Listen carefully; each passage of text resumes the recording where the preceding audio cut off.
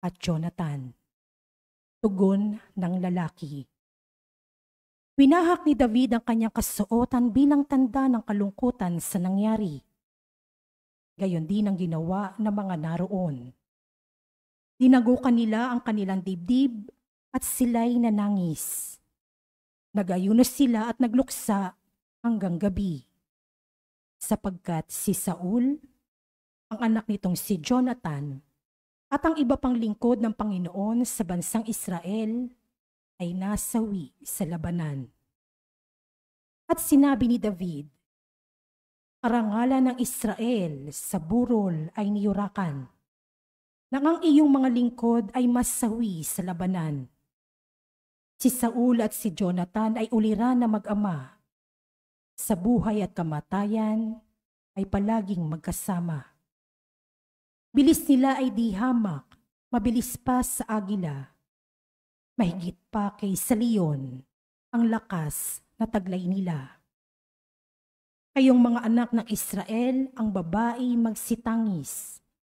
Sa pagpanaw niyong Saul na sa inyo'y nagparamit. Ng magandang kasuotan, may hiyas na nakakabit. Ang kawal ay masdan ninyo kung bumagsak sa labanan. Ganyan napansin sa burol nang bumagsak si Jonathan. Dahilan sa pagpanaw mo, ngayon ako'y nagluluksa. Pagkat ikaw ay mahal ko at sa iyo'y humahanga. Ang pag-ibig na ukol mo sa akin ay pambihira. Mahigpit pa sa pag-ibig ng babaeng minumutya. Sa larangan ng labanay, nabuwal ang mga kawal. Ang sandatang taglay nila ay wala ng kabuluhan. Ang salita ng Diyos. Salamat sa Diyos. Salmong tugunan ang atin pong itutugon. Poon kami yung iligtas at ang lawan ng iyong sinag tayo pong lahat. Poon kami yung iligtas at ang lawan ng iyong sinag. Pasto ng Israel, ikaw na nanguna at umakay kay Jose tulad sa kawan. Ikiling sa amin ang iyong pandinig, kami ay pakinggan. Mula sa trono mong may mga kerubin, kami ay tulungan. Ang iyong pag-ibig, iyong ipadama sa angkan ni Efraim, Manases at Benjamin. Sa taglay mong lakas, kami ay iligtas, sa hirap ay tubusin. Tugon. Poon kami yung iligtas at ang lawan ng iyong sinag. Makapangyarihang Diyos, hanggang kailan ba patatagalin mo ang galit sa amin? Hanggang kailan pa diringgin mo kami sa aming dalangin? Masdan mo nga kami sa tuwi-tuwi na itinapay ng luha yaong kinakain. Luha ng hinagpis ang inihanda mo na aming inumin. Iyong binayaan na ang mga bansa sa aming paligid kami ay bakahin. Iyong tinulutang kami ay pagtawanan ng kaaway namin. Tugon. Poon kami yung iligtas at ang lawan ng iyong sinag. Tumayo ang lahat.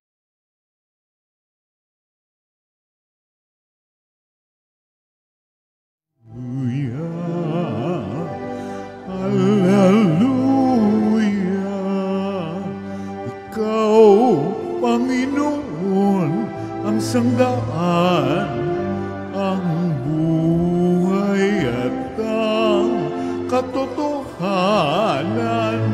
Hallelujah.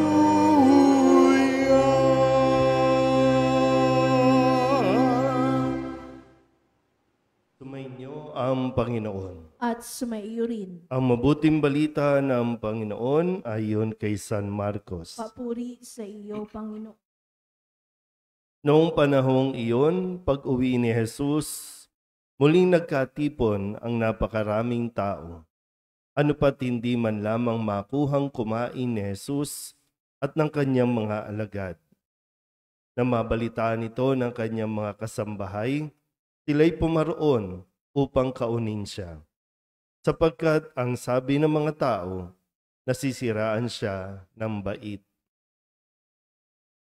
ang mabuting balita ng Panginoon. Pinupuri ka namin, Panginoong Heso Kristo. Umupo ang Isang magandang umaga po sa inyong lahat.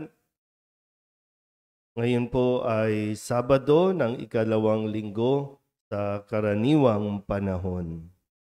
Titingnan nga po muna ang inyong mga katabi. Normal pa ba? O nasisiraan na ng bait? Nasabihan na ba kayo na nasisiraan ng bait? Wala pa naman. Baliw daw kay Lord. Kailangan ba natin mabaliw kay Lord? Tingnan po natin kung bakit nasabihan si Jesus na nasisiraan siya ng bait. Atin pong balikan ang mga natuklasan at natunghayan ng mga tao na ginawa ni Jesus sa buong linggong ito. Nung Lunes, pinaalalahanan po tayo na sabi nga po, walang nagtatagpi ng bago sa lumang kayo at wala rin naglalagay ng bagong alak sa lumang lalagyan. Hindi tumutugma yung bago sa luma. Kaya sabi niya, dapat bagong alak, bagong sisidlang balat. Nung Martes, ang sinabi ni Jesus, itinakda ang araw ng pamamahinga para sa kabutihan ng tao. Hindi nilikha ang tao para sa araw ng pamamahinga. Nung Miyerkules, ang sinabi naman sa atin, nang siya po ay patuloy na gumagawa ng kanya po mga misyon, tinanong niya ang mga tao pagkatapos